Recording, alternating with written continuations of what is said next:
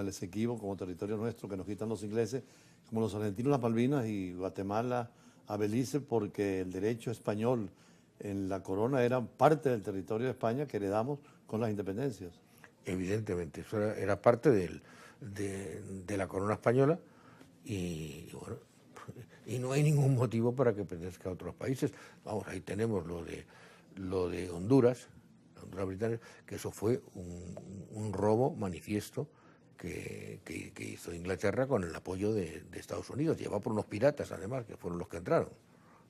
Y en el caso del Esequibo, que estuvieron primero los holandeses y después Holanda se lo cede a Inglaterra, ese proceso era un lugar muy pequeño. Es que el territorio de la Guayana no era tan grande como lo entendemos ahora, es que el Esequibo era parte integrante del territorio de la Capitanía General de Venezuela. Desde 1777 Claro. ya estaba dentro de ella. Y además Bolívar reclama precisamente a los ingleses por el avance que estaban haciendo, y todos los diplomáticos venezolanos y los gobiernos y los pueblos, todos permanentemente, siempre han reclamado eso como propio. Pero esa gestión, en mi opinión, me perdona, se ha llevado mal. Ajá. Esa gestión, admitir a aquel magistrado, aquel juez ruso para que estuviera, no estar presentes, esas cosas no se pueden hacer. Sí, porque impusieron los americanos a dos Claro. americanos, dos rusos, un ruso y dos ingleses, y tenían mayoría en el tribunal. Claro, es absurdo. Nos quitaron ese territorio. Malé Prevot, que era el abogado americano, demuestra todo esto precisamente. Claro. ¿Mire usted, por ejemplo, si eso se lo hubiera encargado al Vaticano?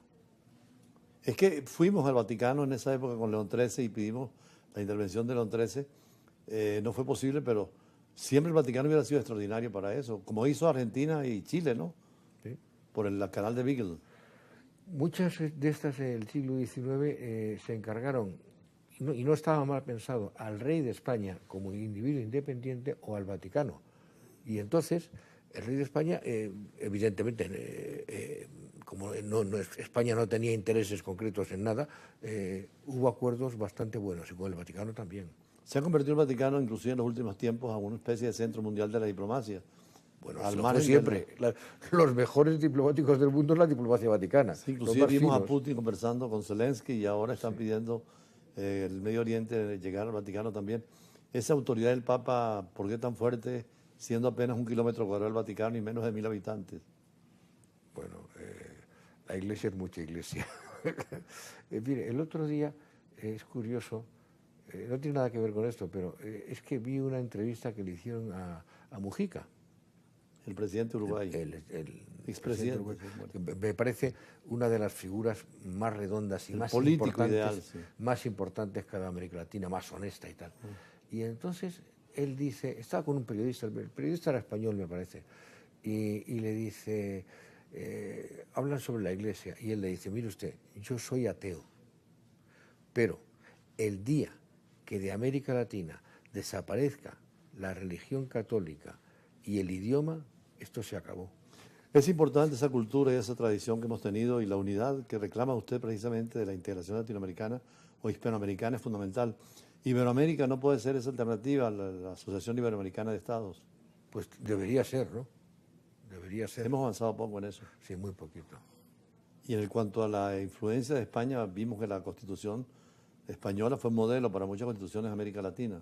Bueno, las constituciones siempre se basan unas en otras, evidentemente.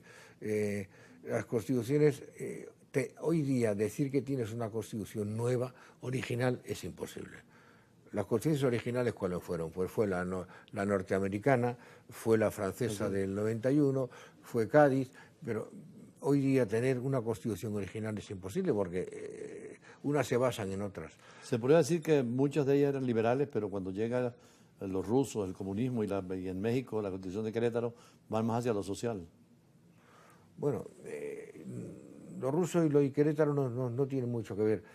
Yo soy un admirador de la Constitución mexicana del 17 de Querétaro, porque de hecho para mí es la primera constitución de Estado social y democrático de derecho. Es decir, supera el concepto de Estado de Derecho y entra en el terreno social. Y de ahí, luego vendrá la siguiente, será la de Weimar, exactamente. Alemania. Quizás más perfilada, jurídicamente mejor redactada y tal, pero México es una constitución muy importante, un gran ejemplo para... Después viene la italiana y después de la Segunda Guerra Mundial, todos estos procesos europeos con constituciones ya hacia el Estado social y de derecho, ¿no? Sí, vamos a ver. El primero, quitando México y Weimar, es la Constitución de la República Española de 1931. Y es una constitución muy moderna, muy buena, y que ha influido mucho en el constitucionalismo latinoamericano posterior. Pero claro, aquello después de la Guerra Civil cayó. Y después ya de la Segunda Guerra Mundial tienes Italia, la Constitución del 47, si no recuerdo mal, y Francia, con el cambio de... 58 con De Gaulle. Exactamente. Y el español, a pesar de todos los problemas del franquismo, pudo abrirse a todos los sectores y participar. Una vez que acaba el franquismo, con el franquismo no hubo constitución. Cuando acaba el franquismo, la constitución del 78 se hace libremente por el pueblo español, pero no es original. La constitución, tenemos antecedentes, se basa en antecedentes de la Constitución Republicana del 31. Sobre todo, recoge muchas cosas de la Constitución alemana, de la Ley Fundamental de Bonn. Ellos no lo llaman Constitución, pero es una Constitución. De la Ley Fundamental de Bonn del 59. Tiene influencias en derechos y libertades también de la Constitución francesa, de la Constitución mexicana. Es decir, el mundo ya, las tendencias... Es visión internacional de la Constitución. Claro, constitucionalismo internacional prácticamente. Claro, y el futuro será, los tratados internacionales, los llamemos Constitución o no, pero estarán ahí. Pero hay que cumplirlos. Bueno, muchísimas gracias al profesor Cayetano Núñez, doctor en Ciencias Políticas y Derecho. Sigue colaborando con Venezuela en la parte académica permanentemente. Y nosotros cerramos siempre con el choque de las imágenes, la fuerza de las palabras y los análisis en profundidad como el de esta tarde.